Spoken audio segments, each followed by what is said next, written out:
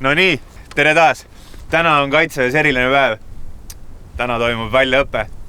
Õigemini, sooritame granaadiviskeid. Heidan granaadi. See ei ole mingi väikeste poiste mäng, sest visatakse päris granaate, mis teevad päris pauku. Asi on tegelikult väga lihtne. See siin ei ole nüüd päris asi, vaid sellega harjutatakse nii kaua, kuni rutiin saab selgeks. Granaat on väike lõhkekeha, mis on mõeldud kasutamiseks lähialal. Siin sees on detonaator või kergesti süttiv aine, mis siis vallandab granaadi plahvatamise. Siin on splint.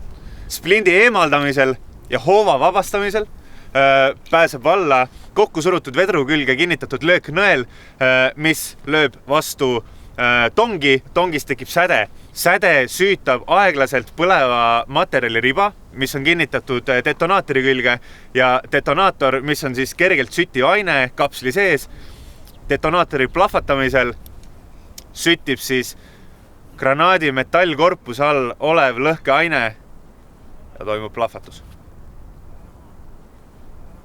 No nii, poom! Asi on lihtne, ise midagi tootma ei hakka, kõik käib käskuste peale. Küsimusi? Eemaldage splint. Kordame veel kiirelt üle ka.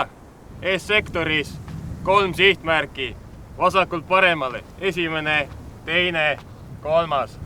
Mina nimetan sihtmärgi, teie hävitate selle.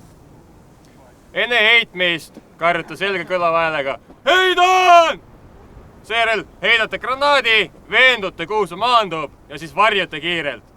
Nüüd, kui mingil põhjusel see granaat peaks kukkuma siia samma meie ette, siis nagu tinavile varjume siia rehvide taha.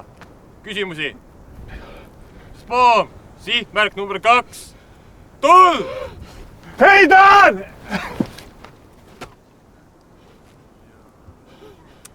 Spoom, sihtmärk number 2. Tull! Heidan!